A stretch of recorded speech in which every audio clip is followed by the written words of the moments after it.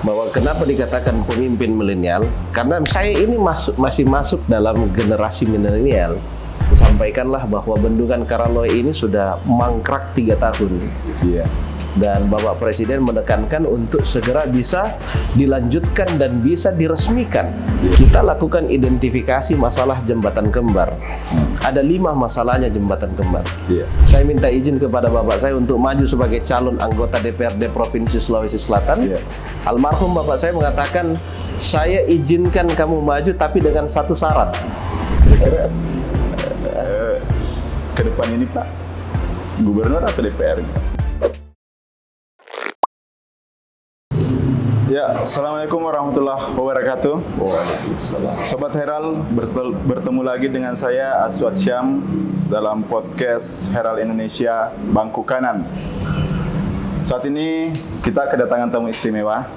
Sekira sudah tidak asing lagi bagi kita. Beliau adalah Bupati termuda 2015 Pak. 16 TKTI. Terus anggota DPRD termuda 2009. DPRD Sulsel termuda 2009. Siapa lagi kalau bukan Pak Adnan Purihta Ihsan. Bapak. Baik, alhamdulillah baik dan sehat. Iya. Ini Pak, Pak Adnan ini kan dikenal sebagai kepala daerah milenial Pak. Ya, kepala daerah milenial. Kalau nggak salah, mungkin yang paling banyak followersnya untuk kepala daerah Sulawesi Selatan mungkin Pak Adnan ya. Mungkin bisa di follower Instagram dan sebagainya Pak, media sosial lainnya mungkin bisa di paparkan Pak berapa followers Instagram. Sekarang berapa ya? 200 berapa sekarang? 216.000 ya. Alhamdulillah. Paling tinggi Pak ya. Nah, ini Pak Adnan artinya tahu bahwa kalangan milenial ini kayaknya adalah apalagi kalangan yang punya potensi besar untuk digarap, terutama dalam menjalankan program-program pemerintah daerah Pak. Kira-kira peran media sosial sendiri ini untuk bagaimana menjabarkan program-program pemerintah Kabupaten Goa ini seperti apa Pak? Ya, yang pertama saya mau jawab dulu bahwa kenapa dikatakan pemimpin milenial, karena saya ini masih masuk dalam generasi milenial. Milenial itu kan tahun kelahiran 1980 sampai dengan 1995. Nah, saya kelahiran 1986. Jadi kalau dikatakan pemimpin milenial karena usia saya memang masih di situ. Sehingga bagi saya tidak sulit untuk beradaptasi karena memang dunia saya dan umur saya memang segitu. Jadi berkomunikasi dengan yang masuk dalam generasi milenial, yang masuk dengan Gen Z, itu tidak sulit bagi saya karena memang saya hidup di zaman itu. Umur saya memang segitu. Dan saya bersyukur hidup di zaman itu. Yang kedua, berbicara media sosial. Sekarang sudah zamannya era digitalisasi. Saya selalu katakan, kalau kita tidak mampu mengikuti perkembangan zaman yang ada, maka yakinlah kita akan menjadi orang yang tertinggal. Salah satu perkembangan zaman yang harus kita ikuti adalah media sosial. Karena era digitalisasi itu sudah memasuki semua lini kehidupan kita. Maka kalau kita tidak menyesuaikan, maka kita akan menjadi tertinggal. Bukankah setiap kepala daerah memiliki cita-cita yang sama? Cita-citanya adalah bagaimana membangun daerahnya, membangun wilayahnya menjadi lebih baik, lebih maju, lebih modern, dan masyarakatnya makin sejahtera. Maka kalau kita mau maju, modern, dan sejahtera, maka harus mengikuti dan menyesuaikan dengan perkembangan zaman yang ada. Salah satunya dengan bermedia sosial. Kita bermedia sosial memanfaatkan. Kan selama ini banyak juga yang bertanya bahwa apa sih kerjanya seorang bupati setiap hari? Nah, saya coba menyajikan itu. Menyajikan kegiatan saya mulai dari pagi sampai dengan malam. Tim media saya selalu katakan, dulu kan orang banyak yang membuat reels itu hanya satu-satu kegiatan saja. Iya. Misalnya kita berada di kantor ini, bikin reels khusus untuk kantor ini. Tapi karena kita diberikan amanah sebagai kepala daerah, maka saya sampaikan ke tim media, kalau bisa mulai dari start kita dari awal, Iya. berangkat dari rumah sampai dengan selesai kegiatan itu ditampilkan dalam satu hari, supaya orang tahu bahwa kita berkegiatan apa saja yang kita lakukan, dan sekaligus menjadi pertanggungjawaban kita kepada masyarakat bahwa kita ini setiap hari melakukan kerja A, B, dan C. Maka kita manfaatkan media sosial itu sebagai media penyebar luasan kegiatan dan juga sebagai salah satu cara untuk menyambung silaturahmi dan menjaga hubungan emosional. Betul. Dulu waktu saya maju sebagai anggota DPRD Provinsi Sulawesi Selatan, Ya, Pak. tahun 2009, saya dulu memanfaatkan juga media Facebook. Oh, Facebook waktu itu Iya. ya. Zaman itu kan masih Belum. Facebook baru-barunya waktu itu. Saya memanfaatkan Facebook itu. Itu. Dan hasilnya Cuman- ternyata bagus, Pak. Alhamdulillah. Waktu itu saya memiliki 2 akun Facebook karena dulu kapasitas Facebook itu saya nggak tahu kalau sekarang ya, karena saya sudah jarang sekali main Facebook. Iya. Dulu itu hanya boleh maksimal teman 5.000 orang. Iya. Gitu. Nah, begitu full kita bikin lagi menjadi 2 akun waktu itu. Tapi sama, kita juga yang kelola sama-sama. Berarti Jadi 2009 itu saya main Facebook pada saat kampanye anggota DPRD Provinsi Sulawesi Selatan. ya. Nah, 2016 saya main Instagram sebagai salah satu cara menyambung silaturahmi dan juga pertanggungjawaban sebagai tugas sebagai orang yang diberikan amanah untuk menjadi kepala daerah. Ya. Dan 2009 itu hasilnya lumayan, Pak. Bahkan sangat besar ya, karena sebagai peraih suara terbesar di DPRD Alhamdulillah, Sulsel. iya. Alhamdulillah waktu itu. Ya. Katanya ada petua dari almarhum waktu itu, Pak, waktu mau jadi terjun di politik. Seperti apa petuanya almarhum? Jadi dulu itu waktu saya meminta izin Iya. kepada bapak saya tahun 2008. Iya. Saya minta izin kepada bapak saya untuk maju sebagai calon anggota DPRD Provinsi Sulawesi Selatan. Iya. Almarhum bapak saya mengatakan, saya izinkan kamu maju tapi dengan satu syarat. Iya. Syaratnya adalah tidak boleh mengambil daerah pemilihan Kabupaten Goa. Apa alasannya?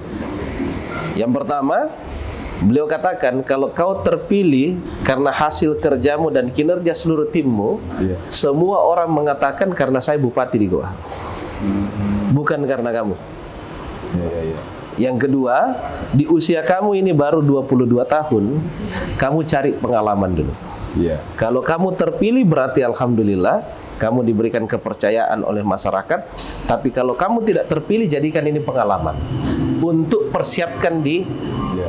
periode berikutnya untuk maju lagi sebagai anggota DPRD waktu itu. Iya. Tapi alhamdulillah, seiring berjalannya waktu, saya mendapatkan kepercayaan dari masyarakat Makassar. Makanya saya ambil dapilnya Makassar. Makassar. Ya, saya dapat suara alhamdulillah waktu itu kurang lebih 32.000 32.000. untuk duduk jadi anggota DPRD provinsi. Akhirnya kan berhasil membuktikan ya bahwa Iya. Pak Adnan terpilih jadi anggota DPRD Sulsel bukan karena bapaknya Bupati Goa. Ini karena di luar kandang ya. Ya. Baik. Di luar kandang ya. Ya, dan berhasil dua periode di DPRD Sulsel, kemudian masuk jadi calon Bupati Goa waktu itu melalui jalur independen, Pak. Independen ya. Dan juga kemudian meraih suara yang sangat bombastis juga waktu itu. Waktu 2015 saya maju melalui jalur persorangan. Dari 5 calon saya dapat 42 kalau saya tidak salah. 42. Kurang lebih 42% dari 5 calon. Ya. Iya, Pak. Iya. jalurnya persorangan, independen. Independen. Nah, nanti di periode kedua baru masuk partai. alhamdulillah diusung oleh seluruh partai. Iya.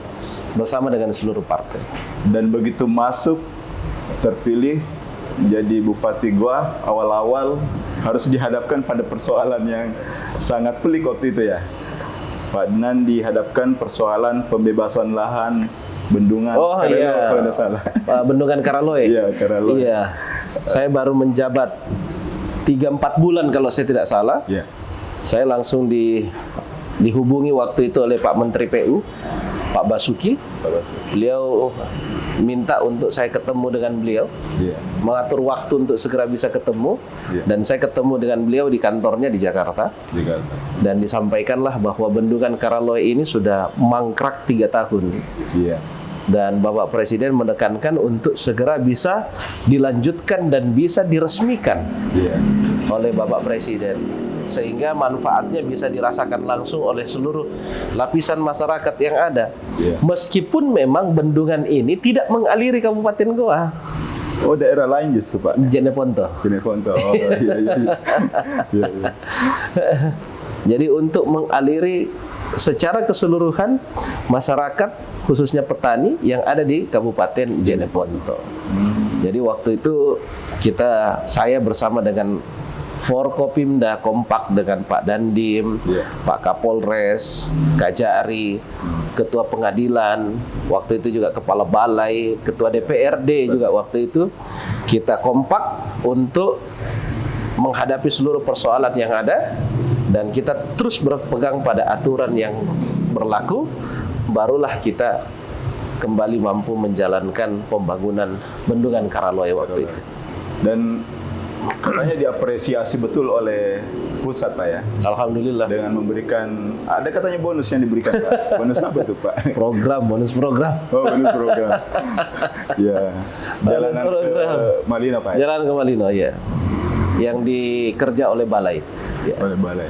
Ya. Dan itu sangat, alhamdulillah, sangat besar dampaknya Pak karena akhirnya kan dan waktu itu Pak JK juga masih Wapres. Waktu saya lapor dengan beliau juga yang ikut membantu. Menyampaikan kepada Menteri PUPR untuk segera melakukan perbaikan poros Malino.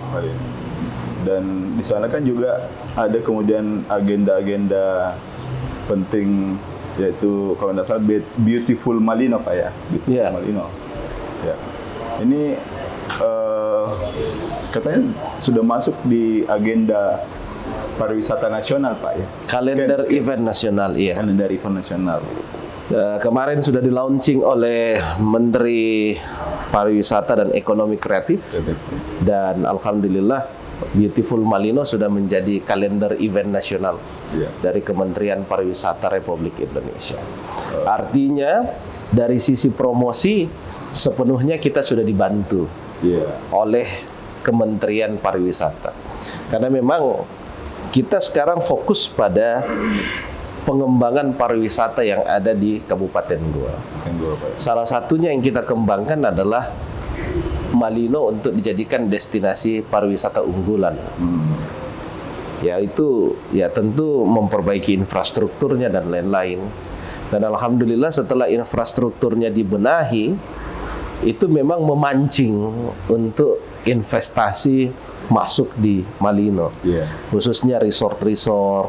Sekarang ada 2 investasi besar yang masuk di Malino yang alhamdulillah sekarang on progress, dan mudah-mudahan ini juga mendorong Malino terus menjadi salah satu destinasi pariwisata unggulan yang ada di Sulawesi Selatan. Akhirnya kan Malino ini dikunjungi oleh banyak sekali masyarakat Sulsel dari seluruh penjuru Pak. Akhirnya kan mereka banyak yang kemudian berkomentar, wah kalau melihat Malino ini kayaknya pemimpinnya ini sudah bisa memimpin Sulsel ini kalau dilihat dari Malino ini. Nah, Pak. Ini kan Pak banyak netizen ini yang bertanya-tanya juga ini kepada kami nih. Pak Adnan ini kan sudah 2 periode di Goa. ini ke depan ini akan kemana nih Pak? Nggak kemana-mana. Ya. Survei juga sangat tinggi, saya kira Pak. Kira-kira ke depan ini Pak, gubernur atau DPR? Masih panjang ya. Saya fokus dulu di Kabupaten Goa. Sambil kita menyelesaikan proses perjalanan pesta demokrasi 5 tahunan, yaitu pemilihan presiden dan juga pemilihan legislatif. Oh iya. Nah, setelah itu baru kita ngambil keputusan. Oh iya. Oh iya. Terus ini kan DNA Pak Adnan ini kan mengalir DNA politik Pak. Iya, iya. Tapi kalau saya melihat latar belakang pendidikan Fakultas Hukum ya Pak. Hukum ya. Memang dulu bercita-cita mungkin jadi lawyer atau penegak hukum Pak. Oh, kenapa saya ambil hukum tata negara? Oh. Karena pemerintahan itu tidak akan mungkin bisa terlepas dari sisi hukum. Seluruh kebijakan yang kita ambil harus dilihat dulu, ada nggak landasan hukumnya. Iya. Seperti apa ketentuannya yang berlaku. Jadi sangat erat terkait dengan hukum. Maka untuk menambah referensi ilmu di pemerintahan, saya mengambil hukum tata negara. Dan alhamdulillah saya sudah menyelesaikan semuanya. Bisa diaplikasikan dengan baik Pak ya? Iya. Jadi teorinya saya dapat, prakteknya juga saya dapat. Gua ini kan 2024 juga ini akan ada suksesnya Pak. Iya. Kira-kira ini kan banyak yang kemudian bertanya-tanya siapa sih yang akan apalagi diberi tongkat estafet Pak di Goa. Mungkin ada kriteria-kriteria dari Pak Adnan sendiri. Kalau tongkat estafet sekarang kan calonnya banyak. Gitu. Ada beberapa yang pasang gambar, tapi kan kita akan lihat nanti dari bakal calon siapa yang menjadi calon. Iya. Dan untuk memprediksikan dalam saat sekarang ini masih terlalu dini. Karena pilkadanya juga masih sangat jauh dan lama. Tapi kriteria yang dibangun yang pertama adalah semua kepala daerah inginkan yang namanya pembangunan yang berkelanjutan. Karena kalau kita tidak mampu melakukan pembangunan yang berkelanjutan, yakin dan percaya pondasi sekuat apapun, sebagus apapun, tidak akan mungkin bisa baik apabila tidak dilanjutkan. Ibaratnya kita membangun sebuah rumah. Kalau kita hanya bangun pondasinya, tidak melanjutkan sampai menyelesaikan sampai pada tahap finishingnya, rumah itu tidak akan menjadi indah. Dia hanya kelihatan seperti bangunan yang mangkrak saja. Iya. Kalau kita semua pemimpin ini hanya berpikir bahwa pondasi, dan pondasi. Oleh karena itu bagi saya, kriteria yang bagus dimanapun tidak termasuk Kabupaten Goa. Siapa yang mau melanjutkan pembangunan itu, sehingga dia betul-betul masyarakat bisa merasakan hasilnya dengan baik. Pendidikan, kesehatan, infrastruktur. Iya. Apalagi di Goa itu kan panjang ruas jalannya 2.400 kilometer sekian-sekian. Iya. Sangat panjang. Saya jadi bupati saja 7 tahun saat sekarang ini, itu hanya bisa mengaspal kurang lebih 800 kilo lebih. Saking panjangnya Pak ya? Iya. Saking panjang ditambah lagi harga aspal kan naik setiap tahunnya. Iya. Dulu saya awal menjabat itu untuk memperbaiki 1 kilo jalan, itu tahun 2016 kurang lebih sekitar 1 miliar sampai dengan 1,1. Iya. Sekarang itu antara 1,6 sampai dengan 1,7 untuk 1 kilo jalan. Iya. Itu. Apalagi di Goa yang panjangnya 2.400 lebih kilometer jalan yang harus diperbaiki. Iya. Maka ya bagi saya ini kan saya sudah bangun hampir 800 kilo nih. Iya.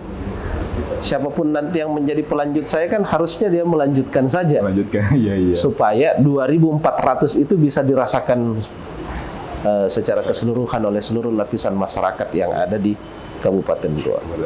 Iya. Ke depan untuk pelanjut Bapak, Pak Adnan, kira-kira pembangunan itu akan lebih, Pak Adnan arahkan lebih kemana Pak? Ini kan sekarang kan ada juga kota baru yang sementara dibangun, yang apa lagi? Yang jalan tembusan air tas ini Pak. Patalasang. Ya Patalasang.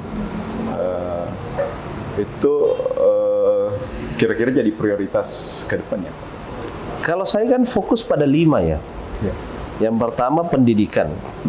Kenapa ini pendidikan harus berkelanjutan? Karena indikator, ya, ukuran keberhasilan investasi pendidikan yang kita lakukan hari ini tidak bisa dirasakan dalam waktu 1-2 tahun sampai dengan 5 tahun. Butuh waktu 15 sampai dengan 20 tahun. Baru kelihatan hasilnya. Karena ini kita investasi sumber daya manusia. Bukan kita berinvestasi infrastruktur dengan membangun gedung, membangun jalan. Kalau itu kan bisa selesai dalam waktu 1 tahun. Bisa dirasakan, bisa dilihat hasilnya oleh seluruh lapisan masyarakat. Tapi kalau SDM yang kita bangun, kita kan butuh waktu yang lama. 15 sampai dengan 20 tahun. Kalau jabatan saya ini sampai dengan akhir 2024, berarti kan saya hanya 8 tahun lebih. Masih butuh keberlanjutan untuk meningkatkan sumber daya manusia yang ada di Kabupaten Goa. Maka yang harus dilakukan adalah bagaimana melanjutkan program pendidikan yang sudah ada. Apalagi kalau nanti pelanjut saya itu memiliki inovasi yang lebih baik untuk peningkatan sumber daya manusia, itu harus didukung. Melanjutkan apa yang ada, lalu kemudian dia membuat sebuah terobosan baru, itu yang hebat. Begitu juga dengan kesehatan, begitu juga dengan infrastruktur, begitu juga dengan pertanian, begitu juga dengan keagamaan. Jadi bagi saya fokus pada 5 saja. 5 itu. Jadi kalau misalnya bupati yang selanjutnya mau melanjutkan, ya dia fokus saja pada 5 sektor. Ini yang akan mampu menaikkan kesejahteraan dan kemajuan wilayah Kabupaten Goa. Salah satu yang jadi tanda mata Pak Adnan juga ini adalah sekitar jembatan kembar Pak. Ini kan sudah ada pelebaran, kan sudah lama sekali sih kemudian ada pelebaran. Itu bagaimana? Saya dengar ada diplomasi mie goreng Pak, sampai kemudian bisa dilebarkan jalanan itu. Iya. Seperti apa? Sebenarnya bukan melebarkan jalan, membuat jalan baru. Jalan baru. Kita lakukan identifikasi masalah jembatan kembar. Ada 5 masalahnya jembatan kembar. Yang paling pertama, ya, terjadi bottleneck. Jadi dari 5 jalur menjadi 2. Jembatan itu kan kapasitasnya hanya 2 jalur. Tapi sebelum masuk pada jembatan itu 5 jalur. 5 jalur. Jadi menumpuk di situ Pak. Jadi dari 5 menjadi 2, ini masalah ini. Iya kan? Yang kedua, orang mengatakan bikin jembatan baru. Jembatan baru dengan panjang dan tinggi seperti itu tentu membutuhkan anggaran yang sangat besar.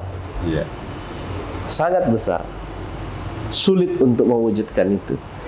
Yang ketiga, orang yang dari jembatan, pas setelah jembatan itu ada belokan kiri menuju ke Pangkabinanga.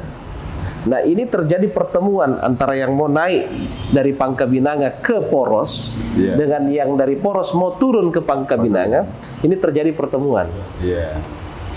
Pertemuan inilah yang membuat antri. Yang mau turun berhenti dulu kalau ada yang naik.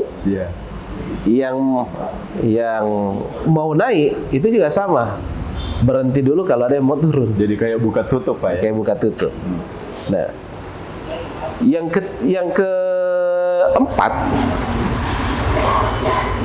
itu orang setelah jembatan kembar mau ke Taeng, dia langsung belok kanan.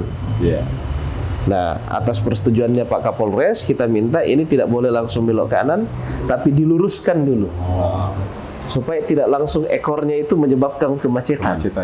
Meskipun agak jauh sedikit, tapi dia tidak boleh langsung kanan. Dia harus lurus dulu. Itu pun kita hanya atur jamnya, jam padat saja. Iya. Kalau jam pagi, jam sore, itu tidak boleh langsung belok kanan. Dia harus lurus dulu. Gitu. Yang terakhir, pedagang kaki lima. Iya.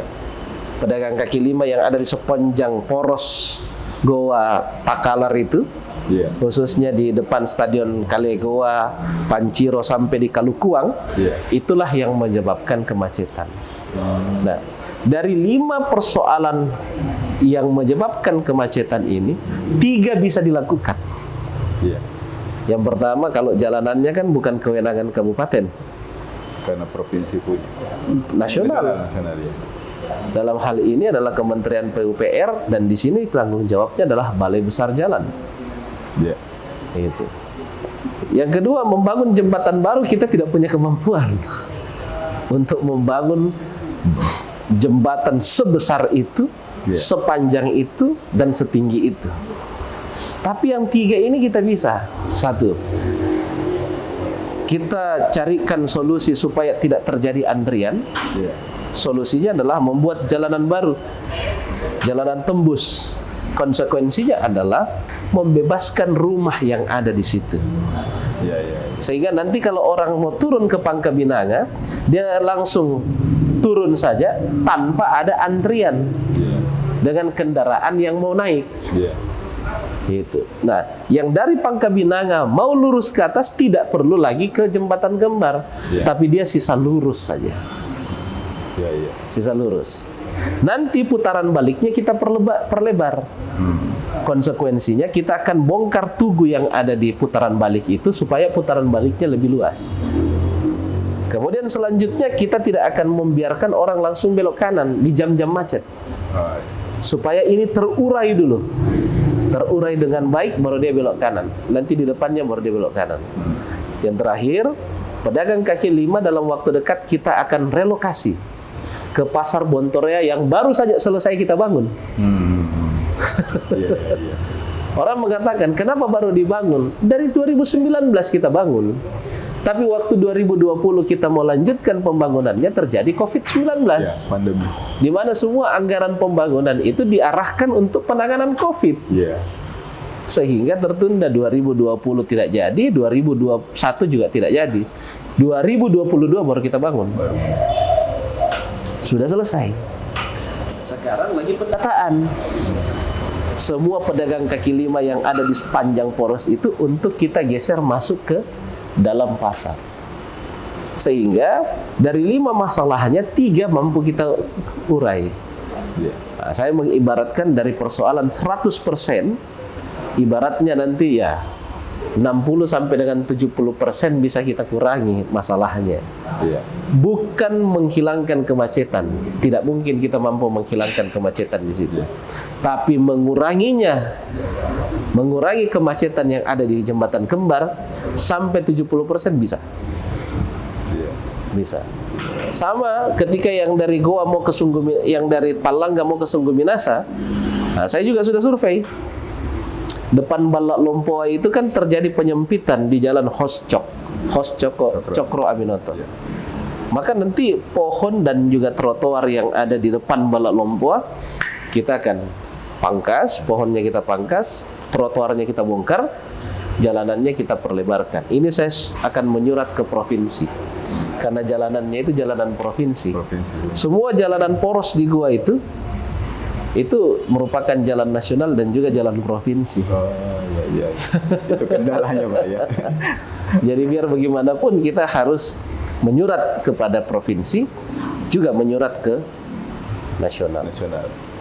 Gitu. Jadi insya Allah saya yakin dan percaya 70% masalah kemacetan yang ada di Jembatan Kembar bisa diminimalisir. Karena kalau dihilangkan mungkin sulit. Karena dari 5 masalahnya tidak semua selesai. Hanya 3. Masih ada 2. Tapi 3 ini kita mampu selesaikan, insya Allah dalam waktu dekat. Sehingga kemacetan yang ada di Jembatan Kembar itu akan dikurangi sampai dengan 70%. Baik.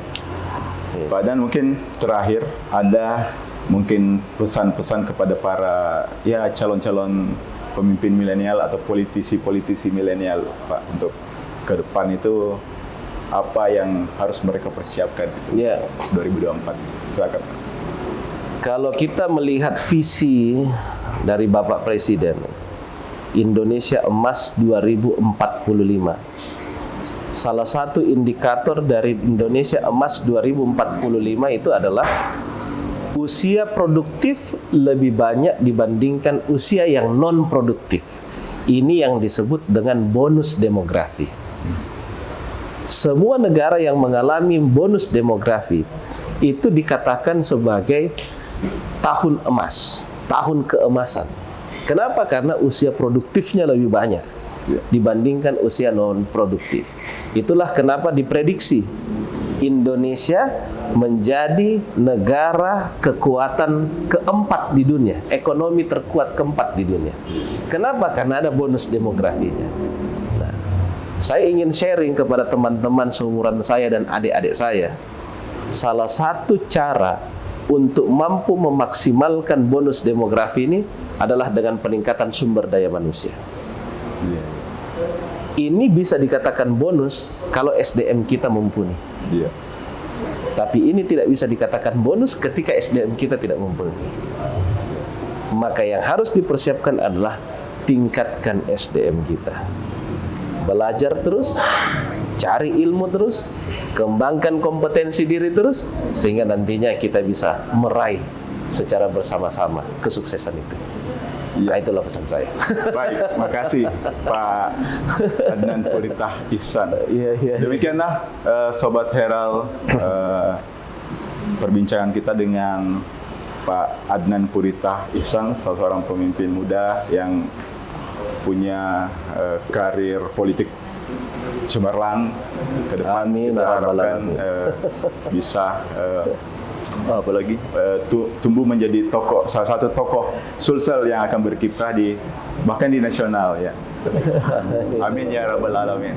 Baik, demikian podcast Herald Indonesia Bangku Kanan. Saya Aswad Syam mengucapkan terima kasih kepada Sobat Herald sekalian. Assalamualaikum warahmatullahi wabarakatuh. Waalaikumsalam warahmatullahi wabarakatuh.